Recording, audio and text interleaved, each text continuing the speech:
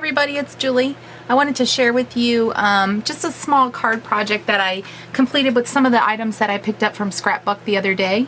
And I wanted to remind you guys, if you haven't signed up for my Scrapbuck $50 giveaway yet, then you need to do so. I'll put the link down below for the video, but the drawing will be, the giveaway ends on Saturday.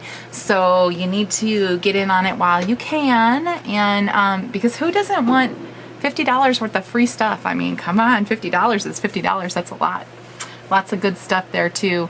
I wanted to share with you a card that I created using a couple of the items that I picked up the other day. I used some of their pattern paper here, and that is the Celebrations Cupcake Galore, and that's from TPC Studios, and it's a super cute pattern, and I knew I would be able to use it for birthdays, and that's what I wanted it for. But it's this paper here, and it just has these little cupcakes all over it, and then on the back it just has even like a smaller print of cupcakes, so it's super cute. And I also used some not pattern paper, but solid paper that I had in my stash. I used this pink color and then also like a dark red color, and they were both colors that matched this collection pretty well. So I went ahead and used them. And then I made these little flowers using that paper as well, the TPC Studio paper. And I have to say, it really held up really well to making flowers. When I make flowers, a lot of times I'm kind of rough on them because I'm twisting and turning and spraying them. And the paper held up really well, and I liked it a lot. So I definitely recommend that company. It was pretty good. Then I also used some of the brads. I used one here, and then I also used two here, and those are from the it's the Little Things collection, and that's by Fancy Pants, and it comes with all of these other brads as well.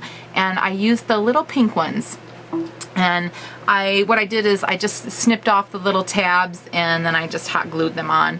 And then I also used two little rhinestones from my stash. And then you'll see some of the little leaf trim that Esmeralda sells in her shop that I have behind there. And then this image here I colored with my Copics, and that's a Pure Innocence image, and I picked it up from the actual seller, or the actual creator of those images, and I think I purchased it on Etsy. I had a video on it a while back. I'll try and find her name and everything and link below so that you guys can pick, go and see and pick it up maybe if you'd like to. But her images, these are digital, are very inexpensive, and as opposed to buying the stamp for me, it's more economical to try and find the companies that sell the digital stamps, because I like to be able to resize them, make them the right size for the project that I'm using, and you just can't do that with a stamp. Now, I love stamps too, but I also really like digital images, especially for coloring. I colored this with my Copic markers, and I used, let's see, for the jeans, I used B97, B95, and B91. For her little shirt here, I used Y32 and Y21. For her hair, I used E17, E15, and E13. Skin was E000, E00, and E11. And then these little pink hearts and the flowers here, those were all done with R22. So, and then the grass, you can barely see the grass because when I used the die cut to cut it out, it kind of cut off all the grass. But the grass was G14 and G13. For the die cut, I used the Spellbinder's Nestabilities, and this is the Labels 19. I just picked this up a few weeks ago from Blitzy, and I have to tell you, I really like it. I love the shape a lot. I think it's really pretty, and you can use it either way. See, I used this one upside down, basically, where it kind of has the top note shapes pointing out, but then when I get to the inside of the card, I've used it the other way, and I have the top note portions pointing up, like the points pointing up. So I really like how that came out, and I just used some of the cardstock again that I used on the front, and then just some white heavy duty, like 110-pound weight cardstock on the inside here that says hope you have a happy birthday. And then when I get ready to send this, I'll just write my greeting or my sentiment up here on the top part of the card. So yeah, I really like how this came out a lot. I can't say enough good things about Scrapbuck.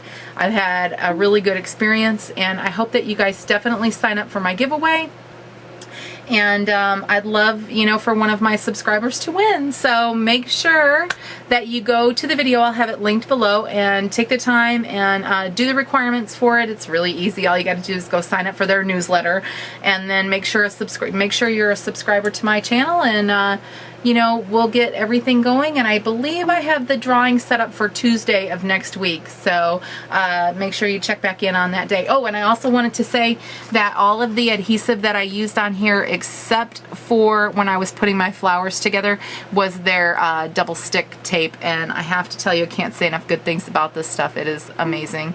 It is super duper sticky. And I also used some of their pop dots behind here as well to pop that up, that I had from I think somebody had sent them to me, and they were from Scrapbuck, so I went ahead and used them as well, and everything worked out really great. All right, everybody. Oh, one more thing. Gosh, I keep forgetting. I also sprayed this entire card, and I'm not sure if you can see it or not, but it is super duper sparkly. I sprayed it with my homemade glimmer so that it would really sparkle and shine. All right, everybody, now this is really it. So I'll talk to you guys later. Have a great day. Bye-bye.